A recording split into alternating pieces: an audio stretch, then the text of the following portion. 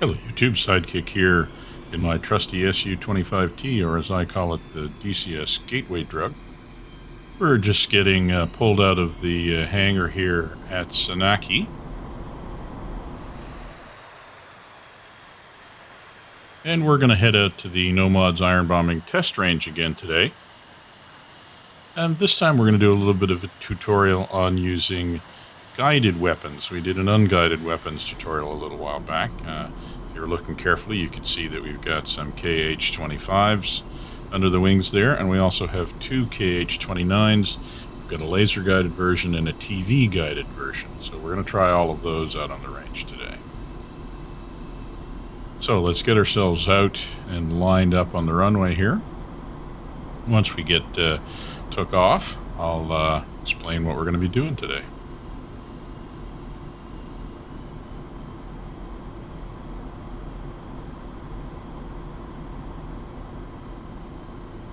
Okay, so we're getting lined up. We'll get the brakes on here. I want to get the flaps down. And we're going to want to pull the trim back a fair ways. And I think we're ready to go.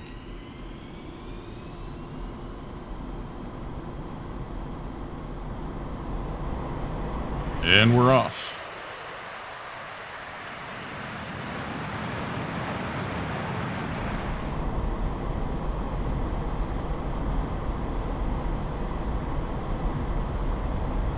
I don't know about you, but I find with the short wheelbase on the SU-25T that steering down the runway on takeoff can be a little bit of a challenge. It takes pretty light pressure on my rudder pedals anyways. Alright, there we come unglued. A nice picture of the KH-29 TV version there on that side of the aircraft. I think that's the TV version. With the big seeker head on it there. So pretty much the same flight plan as we did in the unguided weapons tutorial. We're just going to go out here and up a little ways. Then we're going to turn left and head for the range. You can see we're closing in on the there. Now I'm going to turn on the autopilot now. We had a little issue with the last tutorial, the autopilot kind of overcorrecting. But this time I took the trim out before I turned it on, and that seemed to fix the problem. So. Okay, the aircraft is flying itself out to waypoint 1, which is at the end of our initial departure vector. And once we get there, then we're just going to swing left and we're going to go over towards the test range, which is closer to the coast there. So the idea here is that we've, what you really get with the guided weapons in the SU-25T that you don't get with the unguided weapons, and that you don't get in the earlier model of the SU-25T, what you get is the ability to get a lot more standoff when you engage. You just don't have to get as close to the targets. And it's not so much the fact that the weapons are guided, it's the fact that you have the Cheval TV system that allows you to actually see the targets and designate them farther away than you can in the SU-25, because you do have laser guided weapons in the SU-25, but you're basically limited to being able to use them at a range where you can designate the targets with a Mark I eyeball. So it's really the TV system that's going to give us the real advantage of these guided weapons, which is that we can launch them from in excess of 6 kilometers away, and even when we have to follow them in with the laser guided ones, we're hopefully going to be breaking off the target at more than 3 kilometers away, which, if what we're talking about is anti-aircraft artillery in the target zone, it should be plenty of distance to keep us safe. It's going to be a little bit more tricky if we've got IR missiles in the point defense in the target area, and of course you know, if we have area denial SAMs in existence, well, this isn't going to help us at all. But it will keep us out of the way of AAA, that's for sure. So we're coming up on the range here now. Just over on our left front there. And we're just passing it, actually. And I'm just going to start climbing now. So to take advantage of the guided weapons, we really do have to start from a long way back. So we're going to go well south of the target and turn around and come back in.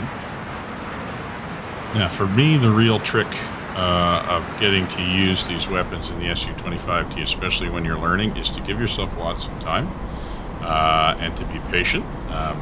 Set up your run, get very methodical about how you go through the steps. Don't try to be doing too many things at once, especially while you're trying to learn how to do them all. As you get more proficient at it, you can shorten your run-in times and get more sophisticated. But when you're starting out, just give yourself lots of time. Practice doing it the same way every time, multiple times. Build some muscle memory. So you get used to the systems, you get used to whatever button presses you have programmed. And I would recommend doing this with a multi-button HOTAS and programming some of these keystrokes to your HOTAS if you can, or at least programming them to keys that are easily reachable on your keyboard. Otherwise, this does get pretty tough to do. So we're going nice and far south. So the process we're going to use is going to be this. We're going to turn on the TV. We're going to set the reticle below the flight path vector, like that. And then when we roll in on the target, we're going to put the reticle somewhere near the target. And then we're going to engage the autopilot. Once the autopilot is engaged, we're going to look at the TV.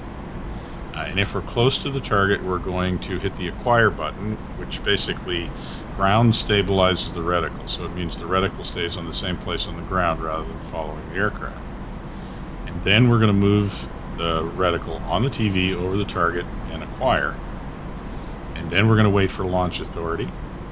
And while we're waiting for launch authority, we may want to take the autopilot off. After we launch, we probably will take the autopilot off. And then once we watch for all of the laser-guided missiles, we'll have to watch them all the way into the target, and then we'll pull off once we actually see a target hit. So we're getting ready to roll in here. So we'll go through this process one thing at a time. Roll in is the same as ever. We're going to put the top of the aircraft, the lift vector over the target, and we're going to pull up until we get the aircraft symbol more or less aimed at the target, and then we're going to pull up until the reticle is in the vicinity of the target and the wings are more or less level, because the autopilot we're going to use is the attitude hold autopilot. So we're going to stay flying in this direction. Now it's engaged, so the aircraft isn't moving. Now we're moving the reticle up, ground stabilize the reticle, magnify in and out, and there we have a target. It's locked. We have launch authority, so we launch. And now we've taken the autopilot off so we can raise the nose a little bit while we're waiting for it to strike. We get a hit, and we're at about 3.8 kilometers from the target, and we're already pulling off. Turned off the laser so as not to burn it out.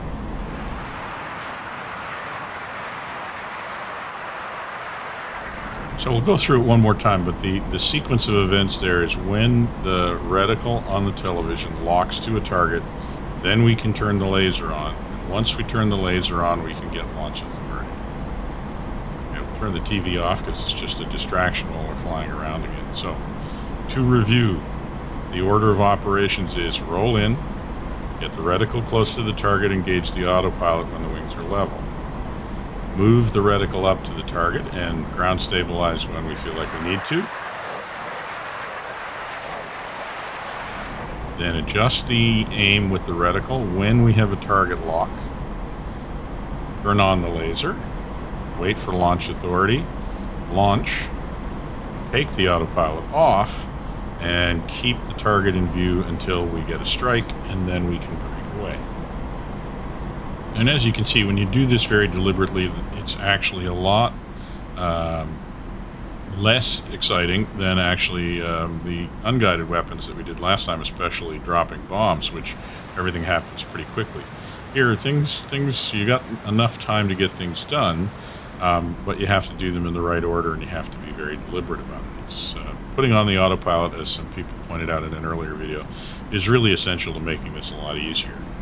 So you can fly the reticle up to the target and the plane will fly itself. But you do want to make sure you get the wings level before you engage the autopilot. So Put the reticle down below the flight path symbol as we're coming around, just getting ready. So we'll go for another tank this time. The KH-25s they're a little bit of overkill for a single vehicle, but it's not a bad match. Target. Rolling in again. Once again, just get ourselves rolled right over. Now line ourselves right up with the target. Level out. Come up a little bit.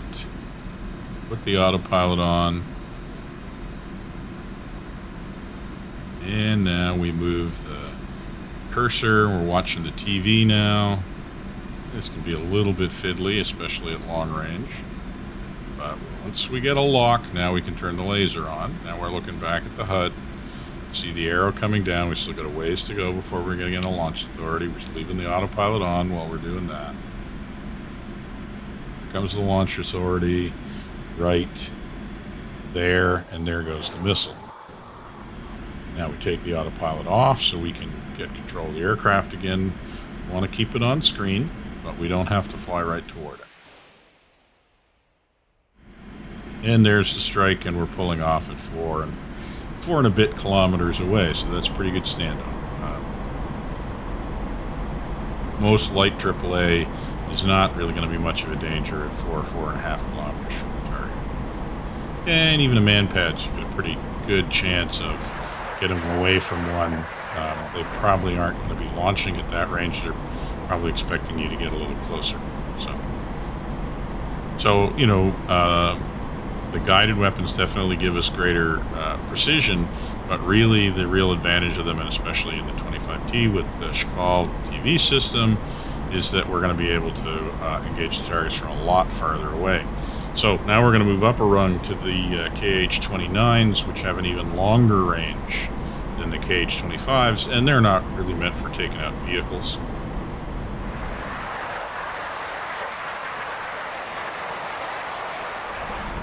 The KH-29s are really meant for taking out building-sized targets. So we're going to pick one of the buildings in the target area. One thing we will want to do is we will want to change the target size. You'll want to look at the command for changing the target size.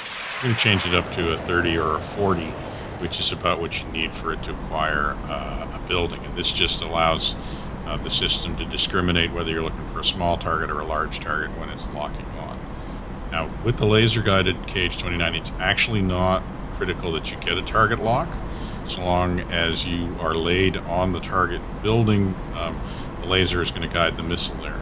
When we get to the TV-guided one, though, it's going to be necessary to get a target lock. So, same procedure, though, even though we're going a little bit farther away. Just going to put the reticle down there a little bit farther down the screen so we don't have to dive quite so dramatically at the target.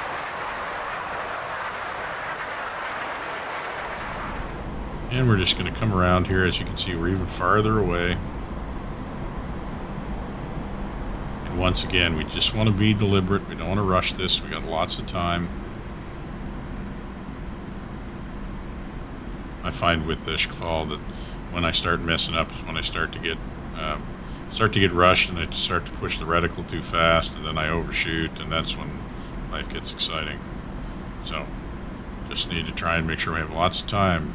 Same procedure, roll in, top of the aircraft towards the target, pull up into the target. We're going to roll it out. We're going to lift above the target, and then we're going to engage the autopilot.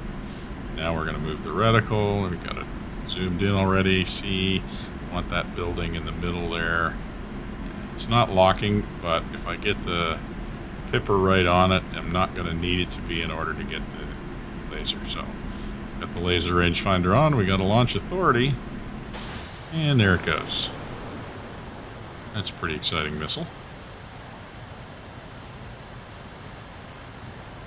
And now we've got the autopilot off. Just watching the missile go there. It's just kind of fun. And you can see we're just easing our way towards the target.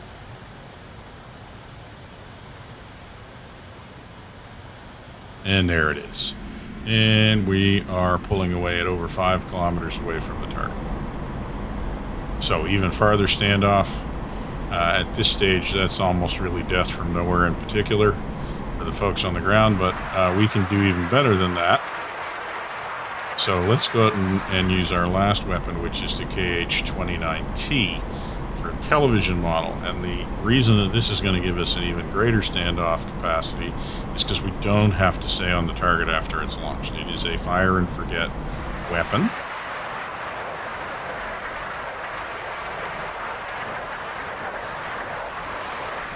Now, we do have to get a target lock, and once we have a target lock, then we will get launch authority, and then once we've launched, we can actually break off the target. Now, since we're going back to base after this one, we probably won't break. We'll just break off to the side just to show that we could, but, you know, we're going to overfly the range so we can go back to base.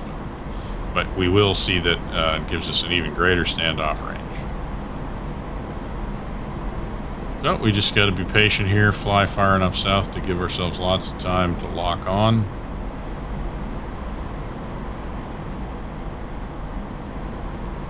And once again, KH-29 is built for building size targets, so we'll take that technical hangar at the front of the target area this time.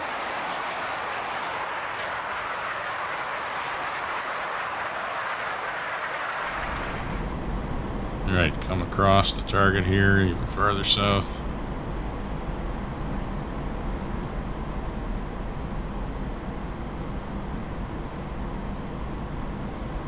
So for free download aircraft, it's pretty impressive the amount of systems that the Su-25T has.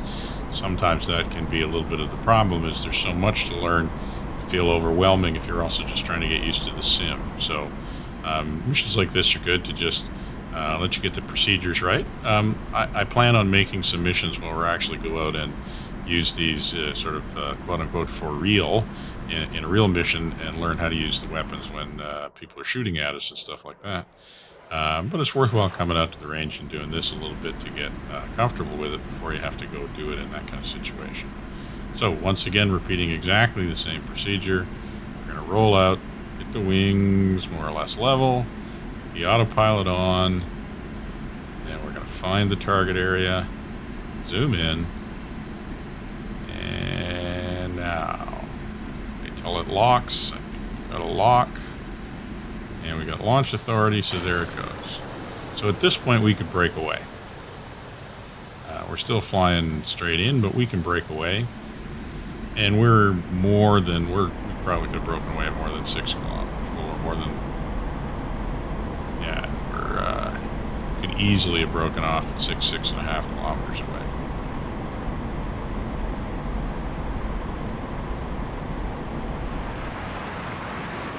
And there we go. Target round. So, as you can see, with the Shkval TV system and the really pretty wide range of guided missiles, the Su-25T can do some pretty extensive standoff damage, and we haven't even looked at the Vickers anti-vehicle system. We'll do that in another video. But it does pay to be very deliberate, have a system for doing it. Use that autopilot. It's a great autopilot in the Su-25T. And, you know, just don't try to be doing two things at once. It works out pretty well. So, hopefully this has been a good little review of how to use some guided weapons.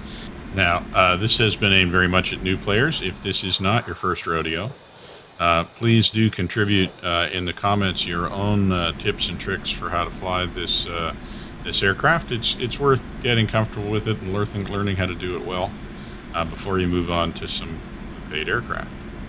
Hopefully this has been helpful, and for now, this is going to be Sidekick, signing off.